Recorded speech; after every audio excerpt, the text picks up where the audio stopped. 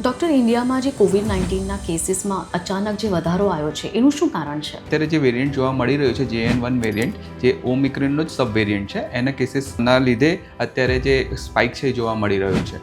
As વી already નો કે દર વર્ષે વાયરસ મ્યુટેટ થતું જાય છે. ઓમિક્રોન વાયરસનું મ્યુટેશન થઈને JN1 વેરિયન્ટ છે અને આ જે વેરિયન્ટ છે એ બહુ જ ઇઝીલી ટ્રાન્સમેબલ છે, એટલે એ સ્પ્રેડ બહુ જલ્દીથી થઈ શકે છે. એના કારણે અત્યારે આપણને આ ઉછાળો જોવા મળી રહ્યો છે. સો આ JN1 વેરિયન્ટ જે છે એ કેટલું ખતરનાક કહેવાય? એઝ તમે કીધું કે બહુ ફાસ્ટ સ્પ્રેડ થાય છે, અને શું આપણે ડરવાની જરૂર છે? જો અત્યારે જે રિપોર્ટ્સ છે, જે ગવર્મેન્ટના ડેટા છે, જે આપણે ઇન્ટરનેશનલ પ્રેસથી બી જે જાણવા મળી રહ્યું છે, બીજા કલીગ્સથી બી વાત કરીએ છીએ, તો જે JN1 વેરિયન્ટ ડેફિનેટલી સ્પ્રેડ જલ્દી થાય છે, બટ સિવિયરિટી ઓછી છે. એના લીધે જો ઇન્ફેક્શન થાય છે તો એની સિવિયરિટી માઇલ્ડ ફોર્મમાં જ રહે છે. બહુ સિવિયર કેસીસ કે એકદમ ફૂલ બ્લોન ન્યુમોનિયા થાય એવા કેસીસ અત્યારે આપણને જોવા મળી નથી રહ્યા.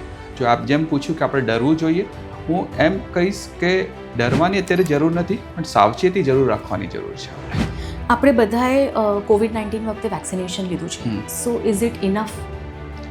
જો જેમ મેં પહેલાં તમને વાત કરી કે દર વર્ષે વાયરસ મ્યુટેટ થતું જાય છે, એટલે આપણે જે જૂની વેક્સિન લીધી છે એ આમાં આપણને પ્રોટેક્શન કરશે અને ઇન્ફેક્શન નહીં થાય એવું નથી થવાનું, પણ ડેફિનેટલી જે ઇન્ફેક્શનની સિવિયરિટી અને હોસ્પિટલાઇઝેશનની નીડ છે એ ડેફિનેટલી ઓછી થશે એ વેક્સિનના લીધે.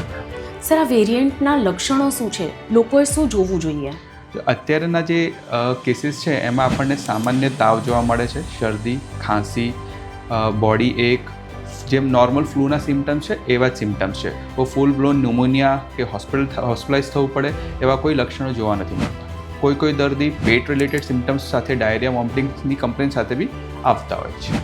સર, આપણે વેરિયન્ટ જે આટલું આપણે જોયું કે ફાસ્ટ ફેલાઈ રહ્યું છે, સો એના કોમ્પ્લિકેશન્સ પેદા કરી શકે છે, સ્પેશિયલી કોમોર્બિડિટી સાથે? ઓફકોર્સ, જેમ મેં તમને પહેલાં કહી કે ડરવાની જરૂર નથી, પણ સાવચેતી રાખવાની છે. એટલે જે ઘરડા લોકો છે જેમને બીજી બીમારી છે, જેમ કે કિડનીની, ફેફસાની, ડાયાબિટીસ અનકન્ટ્રોલ છે, કોઈ ઇમ્યુનો કોમ્પ્રોમાઇઝ સ્ટેટસવાળા છે, કોઈ કેન્સરની ડ્રગ્સ લે છે, તો એમનામાં કોમ્પ્લિકેશન થવાની શક્યતા રહેશે. એટલે ધ્યાન રાખવાની આપણે ડેફિનેટલી જરૂર છે.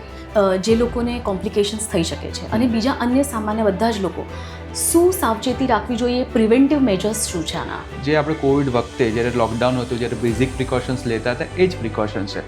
જેમ કે ભીડભાડવાળા જગ્યા પર જવું ટાળવું, જવું પડે એવું જ હોય તો માસ્ક પહેરીને નીકળવું, હેન્ડ હાઇજીન મેન્ટેન કરવી, ડિસ્ટન્સ મેન્ટેન કરવું, એ બધી જે નોર્મલ જે બેઝિક પ્રિકોશન્સ છે આપણે એ જ પ્રિકોશન્સ લેવાના છે.